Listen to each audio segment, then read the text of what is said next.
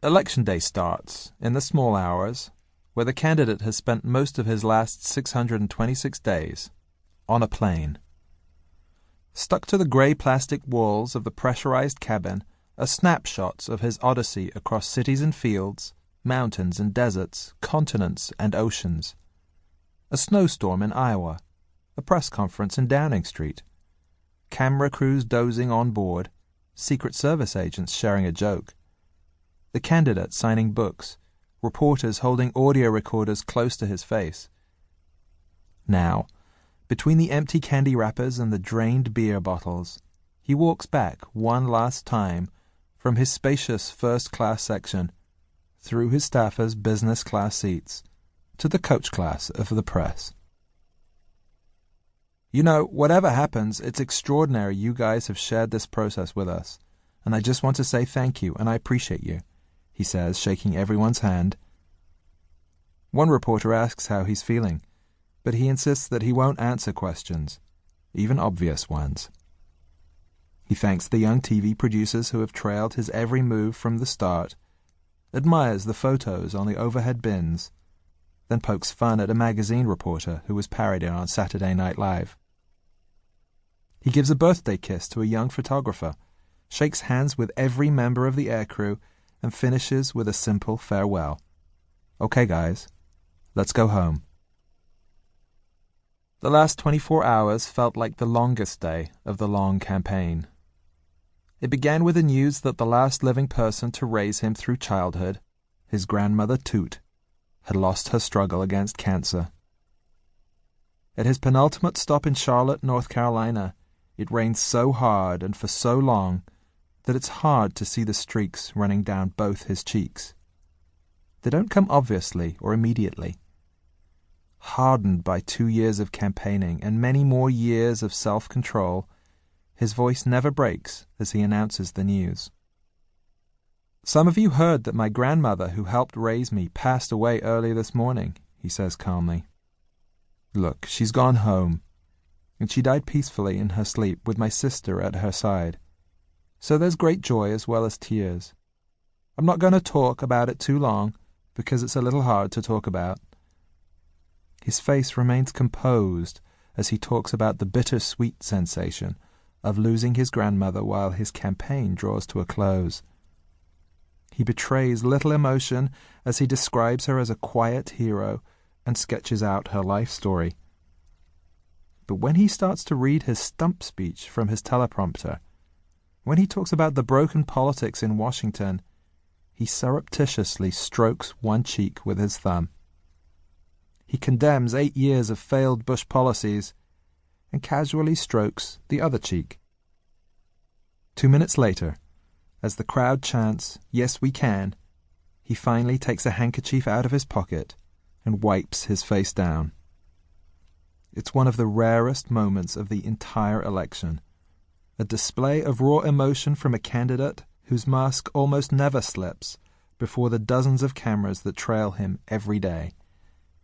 Even then, at his most vulnerable point, he defers the moment and dissipates its impact.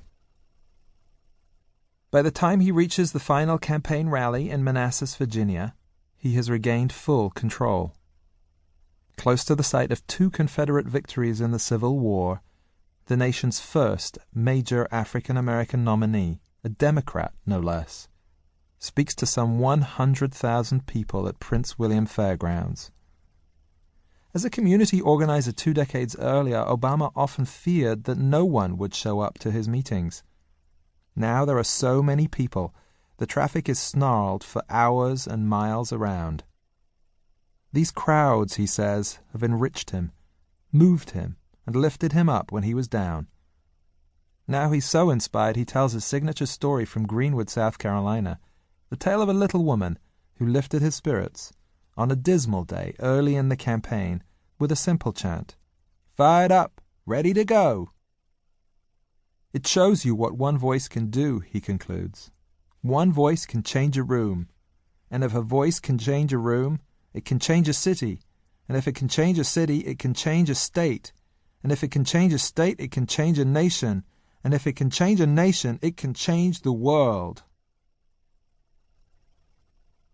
Obama liked to describe his journey from freshman senator to presidential frontrunner as an improbable one.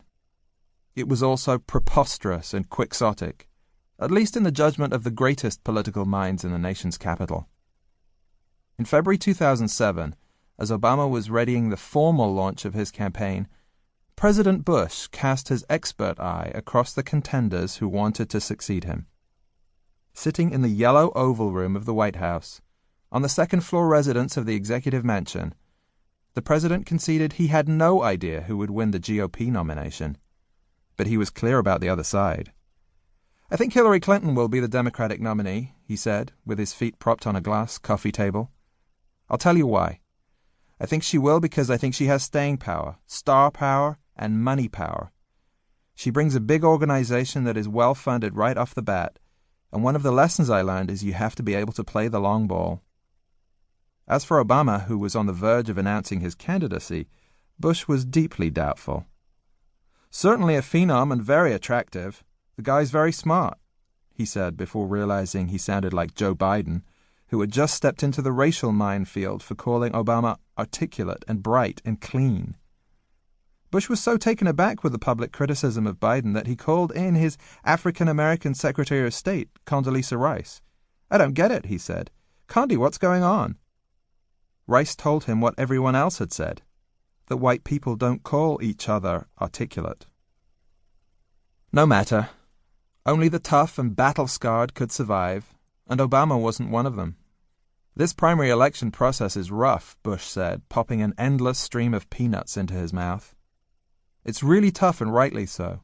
It exacerbates your flaws and tests your character, and I don't think he's been around long enough to stand it. I may be wrong. The process may forge a steel that I didn't anticipate." In some ways, the 43rd president was correct. Obama was untested, unforged. Not even his closest aides and friends knew whether he could really survive the trial by fire of a presidential election. There was only one way to find out.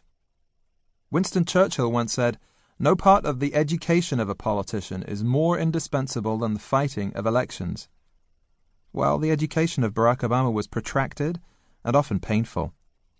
He was a political upstart, the candidate named Renegade by the Secret Service, and he repeatedly broke the rules.